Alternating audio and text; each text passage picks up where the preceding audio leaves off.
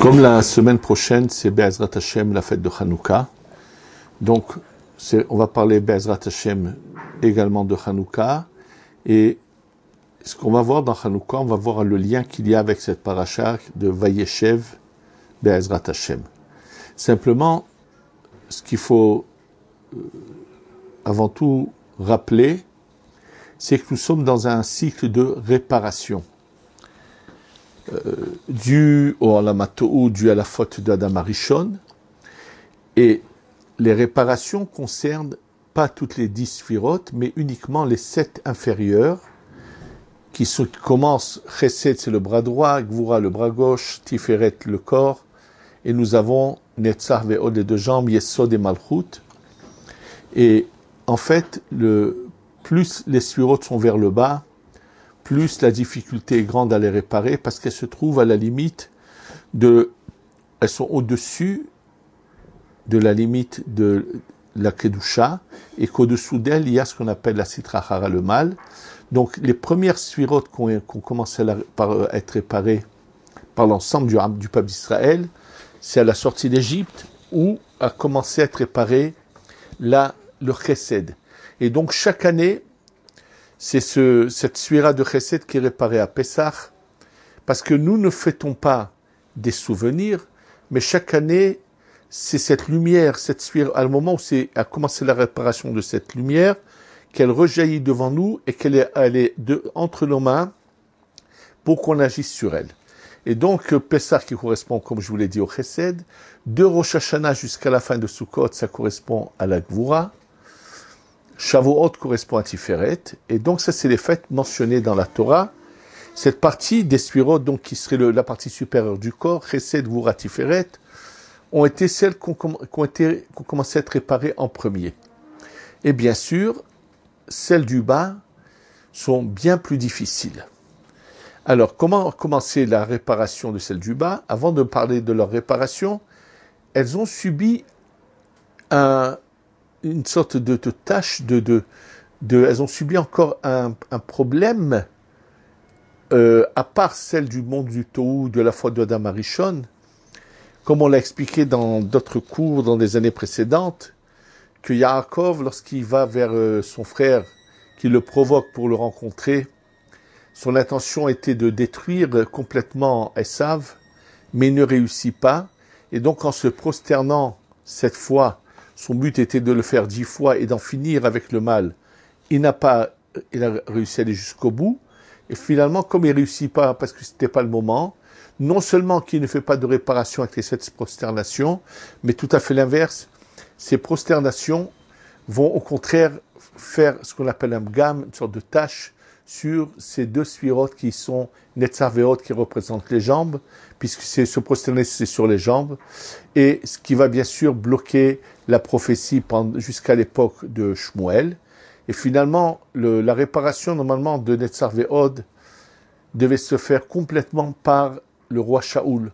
Shaoul vient de Binyamin, qui est le seul à ne pas s'être prosterné devant Esav, donc lui avait le pouvoir de réparer. Malheureusement, Shaoul commence son travail mais ne le finit pas. Celui qui va continuer à réparer le Netzach, c'est le roi David, par son livre de Tehillim. C'est pour ça qu'il est dit sur les Tehillim, Ne'imot bimin chanetzach, que ces Ne'imot, ces cantiques, ces psaumes de Tehillim viennent réparer le Netzach. Mais comment seulement le roi David, de nouveau, celui qui va continuer à le réparer, c'est Mordechai, qui est également un descendant de la tribu de Binyamin. Et donc à Purim, nous réparons le Netzach, ce qui est plus facile que le Hod qui est à gauche, qui représenterait dans notre corps la jambe gauche, mais qui est plus près des Chitzonim. Et là, qui sait qui va commencer la réparation du Hod? Ce sont les Hashmonaïm, par leur sacrifice, parce qu'ils sont prêts à mourir pour Hachem. Pendant 8 jours, le Hod va être réparé. Et d'ailleurs, quand on commence à compter les sphirotes du haut vers le bas, la 8e, c'est le Hod. Donc pendant 8 jours, on répare le Hod. C'est pour ça que ce sens d'allumer la Hanoukia au début de la nuit, c'est au moment où les ténèbres veulent dominer, la lumière va les repousser. Et selon la Kabbalah et le Rambam également, on doit appliquer l'allumage exactement dans la première demi-heure de la nuit. C'est pour ça que le Harizal dit qu'il faut même commencer l'allumage pendant la Shkia pour que dès que la nuit commence, la lumière soit allumée. Ça, c'est très important. Et ne pas allumer tard le soir, bien au contraire, il faut allumer le plus tôt possible. C'est, comme on dit, un peu de lumière repousse beaucoup de ténèbres. Et donc, chaque année, on vient réparer le Hod. Alors, quel est le message? Comment? C'est vrai, l'allumage de la Hanoukia, c'est un symbole. Mais qu'est-ce que nous devons faire? Comment ont réussi les Hashmonaïm à faire cela? Et comprendre comment ils ont réussi à faire cela, ça va nous emmener à la paracha de la semaine. Dans cette paracha qui commence par Vayeshev Yaakov Beretz Megor Beretz Kenaan, on nous parle de Yaakov. Vayeshev, il s'est assis. Qu'est-ce que ça veut dire qu'il s'est assis, s'est installé? Il y a différents commentaires. En fait, lui pensait que il avait fini la réparation totale des, ce qu'on appelle les nitzotzot de Kedusha, des étincelles de lumière, et qu'il n'y aurait pas le Galut Mitzrayim, qu'il n'y aurait pas l'exil égyptien. Donc, son père et son grand-père Avraham et Yitzhak n'ont jamais construit de maisons en dur. Ils ont toujours fait que des tentes parce qu'ils savaient qu'ils étaient comme en sorte d'exil, bien qu'ils étaient en Eretz Israël, mais c'était pas une installation totale. Et Yaakov, qu'on dit Vayeshev Yaakov, comme le dit dans son livre, le Rabbi Chaim Vital, que Yaakov pensait que ça y est, lui est arrivé au bout, et donc il pourrait commencer à s'installer faire construire des vraies maisons en dur. C'est ce qu'il a voulu faire. Et en fait, ça a été une erreur de sa part. C'est pas seulement cette erreur-là. La deuxième erreur, c'est ce qu'on va expliquer tout de suite, c'est que dans ces psukim, après qu'on nous dit qu'il se soit installé, tout de suite, elle est Toldot Yaakov Yosef. La descendance de Yaakov, c'est Yosef. Mais qu'est-ce que ça veut dire? C'est pas seulement Yosef, ce sont tous ses frères. Pourquoi est que Yosef est mentionné? Et ensuite, il est aimé plus que ses frères, il lui fait quelque chose. Que se passe-t-il? En fait, Yaakov, toute sa vie, se sacrifie pour le service d'Hachem. Il passe des épreuves dures, il se marie, il a des enfants, et il leur transmet tout ce qu'il leur transmet. Et là, il arrive un moment où il se dit, bon, moi, mon rôle, je l'ai fait d'une manière générale, je vais passer la dynastie, l'enseignement que je dois transmettre, je vais le passer à Yosef.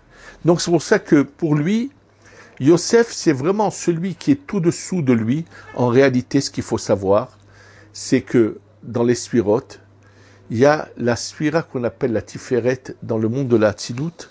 Elle est elle-même composée de 10 sphères.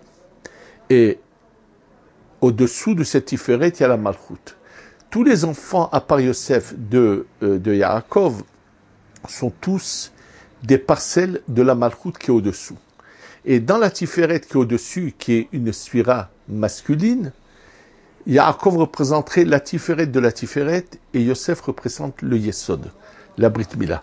Le Yesod, il a deux positions. Il est en bas du corps, mais son côté spirituel peut monter jusqu'au Da'at.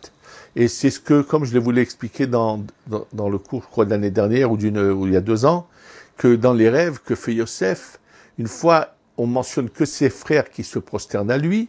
Et une fois, c'est le premier où c'est des bottes qui sont dans les champs, qui se prosternent.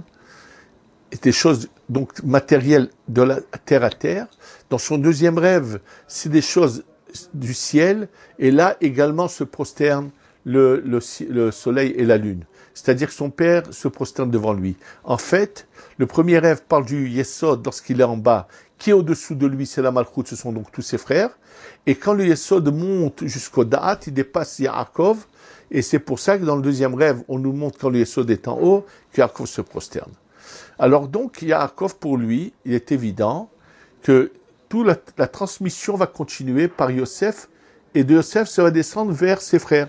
Donc on nous dit qu'il lui a fait Ketonet Passim, un vêtement particulier. En fait, c'est comme si qu'il l'avait intronisé pour être la continuation, qu'à travers lui, ça va continuer. Le problème, comme on l'a expliqué, ses frères pensent qu'il n'est pas au-dessus, mais au-dessous d'eux, n'acceptent pas, malheureusement parce qu'ils ne veulent pas accepter cette manière de transmettre les choses, Ils vont tout perdre et se retrouver sous l'exil de Pharaon, qui est la malchoute de la Sitrachara, la malchoute du mal. En réalité, ce qu'on reproche ici à Yaakov, c'est que tout le temps qu'il était vivant, il ne devait pas s'arrêter et il devait continuer, lui en personne, à transmettre, à donner jusqu'au bout de sa vie.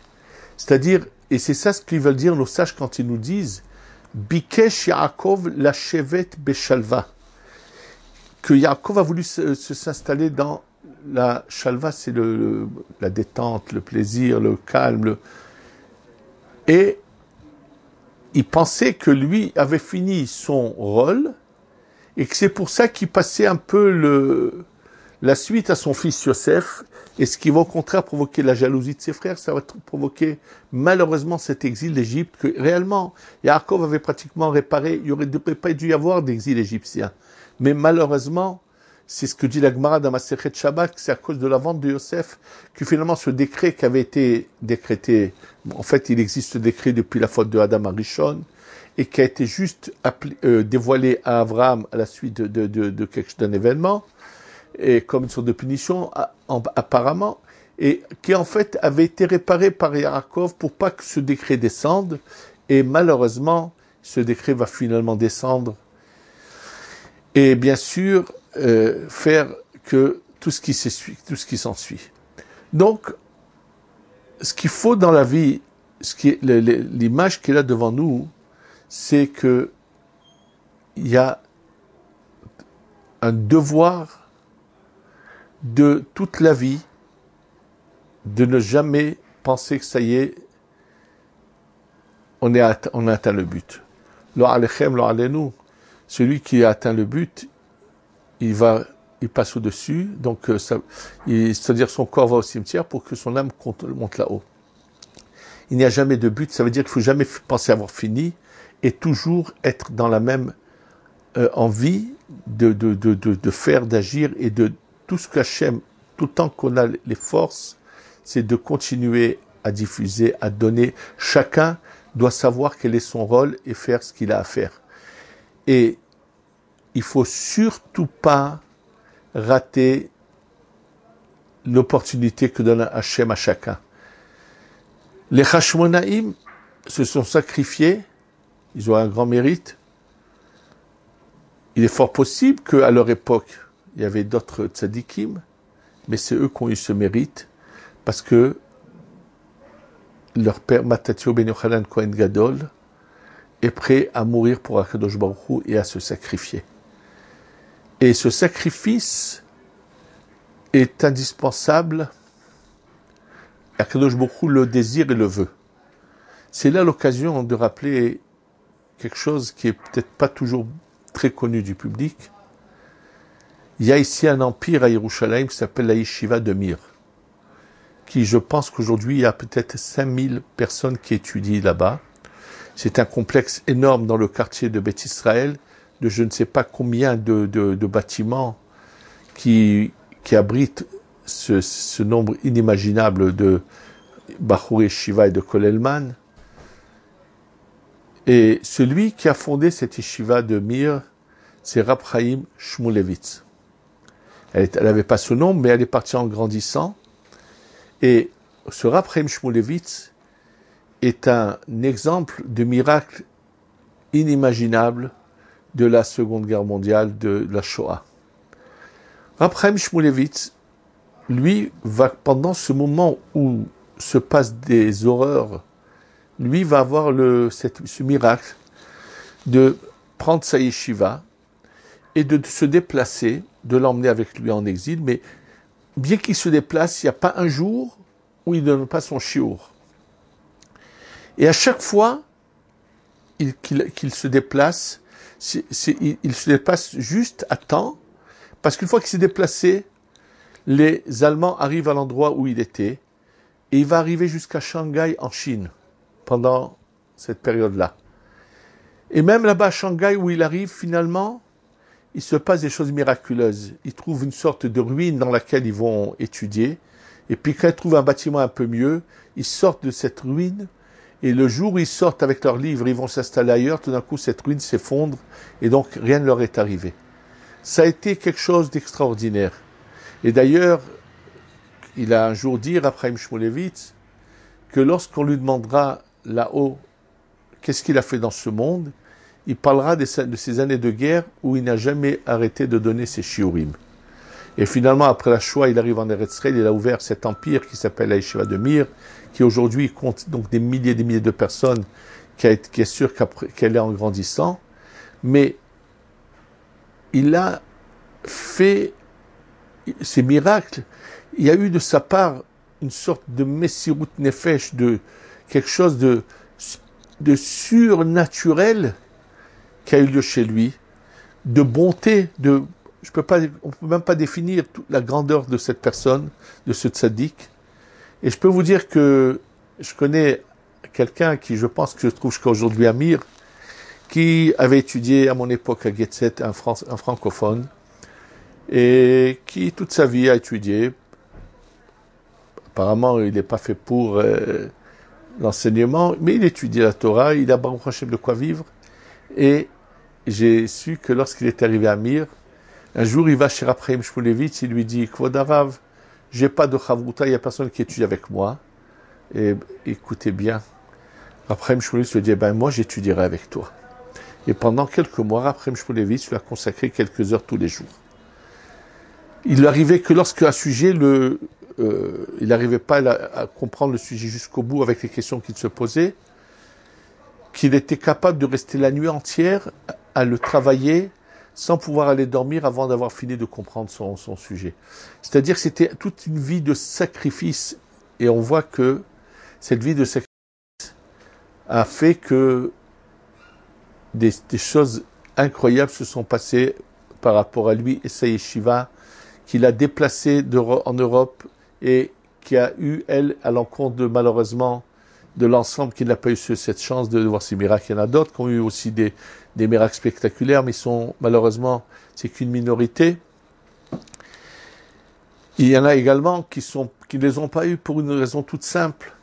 Sachez qu'à chaque fois qu'on voit des tzadikim partir de manière subite dans des conditions terribles, sachez qu'avant qu'ils quittent ce monde, là-haut, leur neshama est questionné et on leur demande est-ce qu'ils sont prêts à se sacrifier pour l'arme Israël. Et uniquement quand ils répondent que oui, parce que lorsqu'une grande neshama s'en va, elle évite à des milliers de gens de quitter ce monde. Pour mieux le comprendre, je voudrais vous rappeler ce témoignage qu'on a vécu ici en Eretz Israël avec Baba Saleh.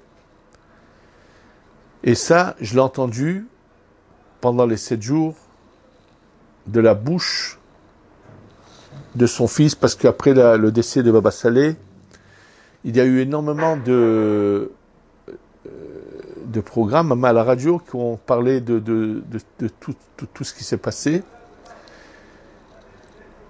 Et Baba Saleh avait reçu la promesse que lui verrait le Mashiach, et il en était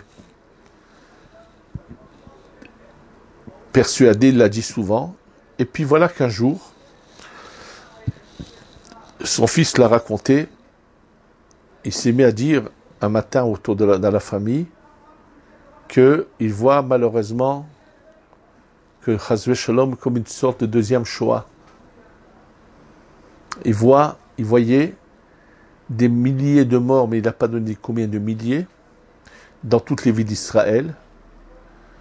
Et ce qui s'est avéré, qui s'est su plus tard, c'est que au moment où Baba Saleh a eu cette vision, en fait, Assad, le père, qui avait une haine d'animal contre le peuple juif, contre le peuple d'Israël, cet ignoble individu qui même en Syrie il n'y a jamais eu de soulèvement officiel, puisque dès que les gens pensaient se soulever, il les a complètement anéantis avant qu'ils se soulèvent. En tous les cas, avait l'intention de tirer en une fois un nombre inimaginable de missiles sur les grandes villes d'Israël. et ce qui aurait pu donner, que Dieu préserve, des conséquences terribles. Donc Baba Saleh, qui voyait ces décrets, était triste, il en a parlé, et son fils, ils l'ont dit, son entourage, je lui ai prie, il leur a dit, je prie, mais... Et tous les jours, il se levait triste, il voyait que le décret était présent.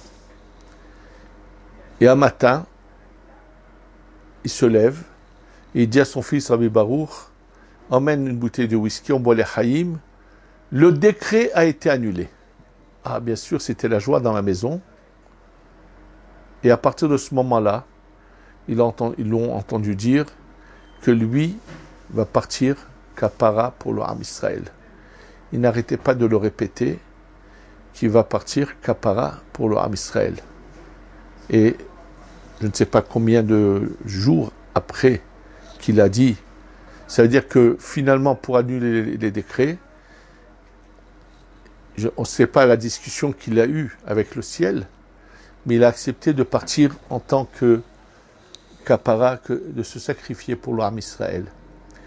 Et pour ceux qui l'ont oublié, le jour de son enterrement, des grands tzadikim de Bnei Brak, des pères de famille avec le fils d'un Admour qui se trouvait dans une voiture, au retour de l'enterrement de Baba Saleh, sont partis dans un accident, et ça avait énormément ébranlé tout le monde, mais ils ont dû accompagner, leur neshamot devait être apparemment une partie de ce que Baba Saleh avait accepté, eux aussi, leur neshama avait été questionné et accepté, étaient partis pour se sacrifier, pour éviter ces décrets terribles au Ham Israël.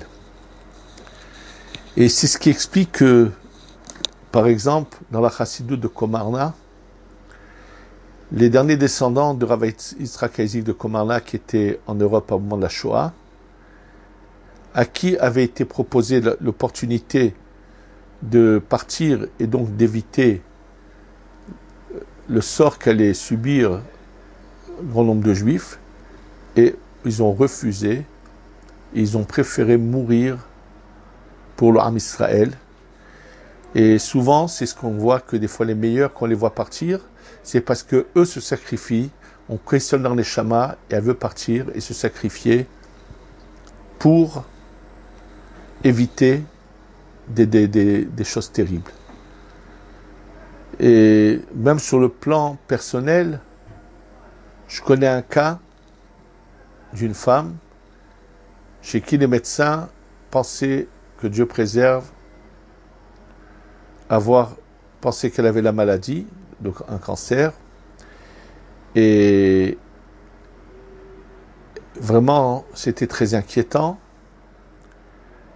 Et tout d'un coup, cette femme s'est mise à aller mieux, et c'est sa mère qui a eu la maladie et qui est partie.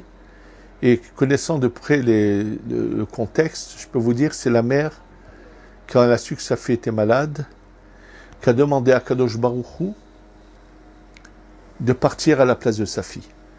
C'est des choses bien sûr qui nous dépassent, mais il faut qu'on sache que souvent il arrive qu'il y ait des événements qui nous paraissent très durs, mais ce que nous ne savons pas, c'est que des fois, ces gens-là, avant de partir de ce monde, leurs neshamot sont questionnés, et pour des comptes que nous ne connaissons pas, acceptent de partir, même de manière tragique des fois. En tous les cas, il est évident d'une chose, que nous devons savoir que sur Terre, c'est une vie de sacrifice et de labeur, où chacun doit donner le meilleur de lui, faire un maximum de chesed, de mitzvot, du bien que chacun fait au maximum, c'est que ça qui peut protéger le Ham Israël. De la même manière que ces Hashmonaïm qui se sont sacrifiés, mais ont eu un miracle, mais ont sauvé le Ham Israël, que chacun de nous fasse le meilleur de lui, et c'est ce miracle qu'on a eu, où nos ennemis ont été exterminés, nous allons le revivre en prenant des engagements au moment de cette Hanoukia, de faire le maximum de nous-mêmes pour Hachem, pour le Ham Israël, et on pourra assister de nouveau à des miracles. Akadosh Baruch Hu protégera le Ham Israël de tous ces gens qui ont cette haine, qui nous veulent du mal. Ils sont nombreux. Ce qui est choquant, c'est que celui qui représente l'ONU, quand il était à Paris, et qu'il a parlé tout récemment des différents pays où les attentats ont lieu, qui sont tragiques, de manière bien, avec intention, n'a pas mentionné Israël. Parce qu'ils sont tous les mêmes, et qu'au fond d'eux-mêmes, ils ont tous cette même haine contre le peuple juif. Mais il y en a un qui nous protège là-haut, qui nous a jamais abandonnés, qui nous abandonnera jamais. Et Be'ezrat Hashem, on aura de nouveau les miracles de Hanouka, et la Goula Shlema Shtavo, Bimera Beyamenu. Amen. Yerushalayim